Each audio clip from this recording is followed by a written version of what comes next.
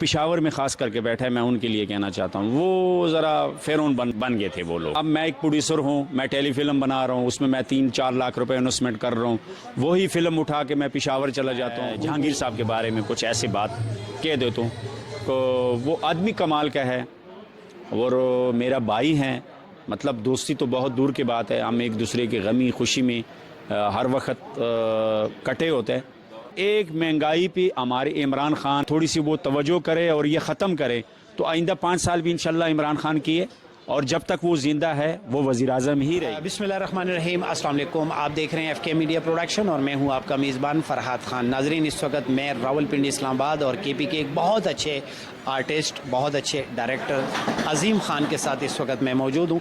ज़रा इनसे चंद बातें करें। अस्सलाम वालेकुम अज़ीम ख़ान साहब। वालेकुम सलाम, कैसे हो आप? तबीयत ठीक है? से ठीक है सर, अल्हम्दुलिल्लाह। अब आप ये बता दें कि इस वक्त हम सिरोज थिएटर में मौजूद हैं। थिएटर को आजकल क्या देख रहे हैं, क्योंकि बहुत अरसा जो है लॉकडाउन चल रहा था, तो लॉकडाउन ओपन हो चुका है और हम अल्लाह ताला से दुआ करते हैं कि कोविड जो है ये ख़त्म हो जाए। तो आप क्या कहते हैं आर्टिस्टों के हवाले से? असल इन्होंने तो बड़ा मसले मसाइल हो गए था। उसका वजह ये था कि कोरोना की वजह से ये लोग अपने घरों में बैठ गए थे, थिएटर सारे बंद हो चुके थे, फिल्म बंद हो चुके थे और इन लोगों का यही रोज़गार है, इसके अलावा ये इनकी कोई और रोज़गार नहीं है।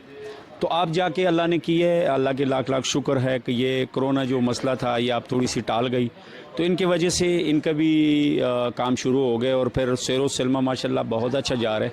मैंने आगे ख़ुद 2 डेटे इसमें किए था, आप मज़ीद मैं एक और कर रहा हूँ, तो एक्टर भी सारे खुश है और जो पब्लिक आ रहे है वो भी खुश है। बस अल्लाह करे कि ये बीमारी किसी तरीके हमारे मुल्क से ये टाल जाए तो सबका रोज़गार चल जाता है। अब इसके साथ ये थिएटर के नहीं है, हर रोज़गार हर कारोबारी जो है वो बड़ा परेशान थे, इनके वजह से मार्केट ही बंद थे।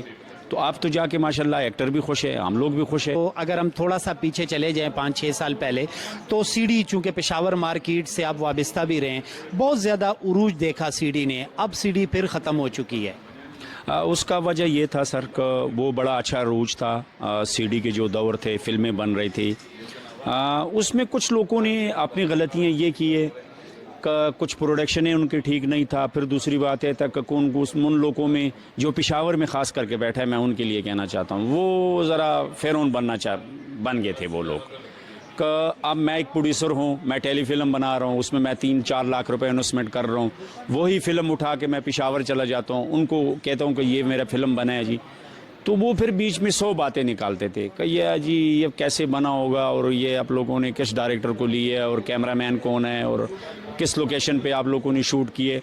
तो ये सारी चीज़ें थे और उन लोगों के लिए कुछ भी नहीं थी, बाहर के लोगों के लिए थे। बहरहाल वो अच्छा दौर था, हमने जो काम उसका में किए अच्छा किए। अब जाके सीडी का दौर इसलिए ख़त्म हो गया कि सीडी का दौर ही नहीं रह गया, अब मोबाइल है, इस मोबाइल ने सब कुछ तो ख़त्म ही कर दिए। वीसीआर था, दौर था कुछ, वीसीआर का दौर जो ख़त्म हो गया तो सीडी के दौर आया, अब सीडी के दौर ख़त्म हो चुके, अब मोबाइल के दौर है। लाजमी बात है उनसे काफ़ी लोगों को कारोबार में फ़र्क पड़ गए। जो एक्टर है, जो पश्तो स्पीकिंग एक्टर थे, बेचारे सारे घरों में बैठे हुए। अजीम भाई, आपको इस मीडिया की फील्ड में, शोबिस की फील्ड में कितना वक्त हो चुका है, कितना वक्त दे बैठे हैं? अगर मैं काम बहुत कम किए, मैं एज ए एक्टिंग बहुत कम किए, डायरेक्टर प्रोड्यूसर, और इन लोगों के साथ मेरा तकरीबन 28 साल हो चुके हैं कि मैं इन लोगों को बीच में हूँ। इन लोगों से मैंने बहुत कुछ सीखा है, इन लोगों से मैंने बहुत कुछ सीखा है। उसके मुराद ये है कि मैंने अगर हेड किया तो मैंने इन लोगों से सीख किए काम किए। अगर मैंने कोई फिल्म में डायरेक्शन खुद किए तो इन लोगों को मैंने देख करके, मैंने सीख करके, तो इन लोगों के साथ मैंने डायरेक्शन अगर मैंने की है वो मैंने एज ए 2-3 मेरा टेली फिल्में था जो मैंने खुद उसके डायरेक्शन किए, वो मैंने इन लोगों से सीख की है। जहांगीर खान साहब के साथ आपका बहुत करीबी राब्ता है, बहुत करीबी ताल्लुक़ है, क्या कहते हैं आप जहांगीर साहब के बारे में, क्योंकि उन्होंने भी सीडी फिल्म बहुत की है, तो अभी क्या कर रहे हैं उनके साथ आप?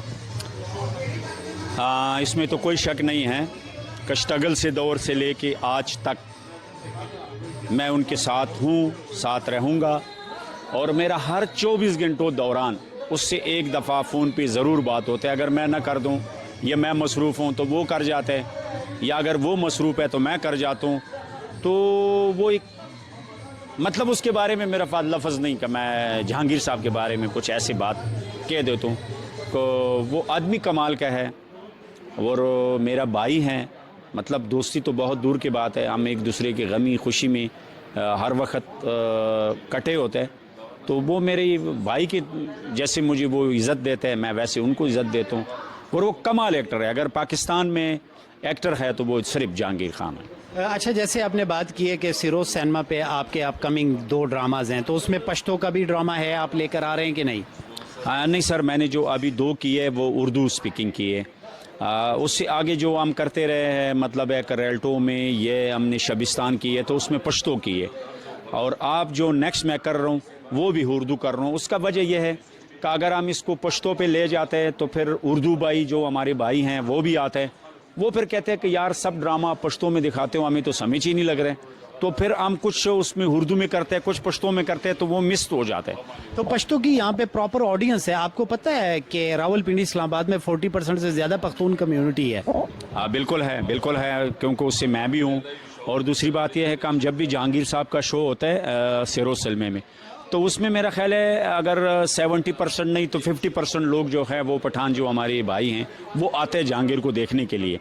लेकिन वो इतना जहांगीर के फ़ैन हैं कि वो अगर उर्दू में भी काम कर रहे हैं तो वो महसूस नहीं दे रहे, वो कहते हैं ठीक है बस वो उर्दू में भी लगें तो हम इसको देखने के लिए आता। फिर बीच में हमने कोई छोटी सी कोई 5-10 मिनट का एंट्री जो है पश्तो वाली वो ज़रूर हम करते हैं, 2 गाने हम पश्तो के आइटम रख लेते हैं, तो वो जो हमारे पठान भाई है वो उसमें खुश हो जाते हैं। बकाया जो हमारे उर्दू स्पीकिंग वाले भाई हैं वो तकरीबन सारा ड्रामा होता ही उर्दू में।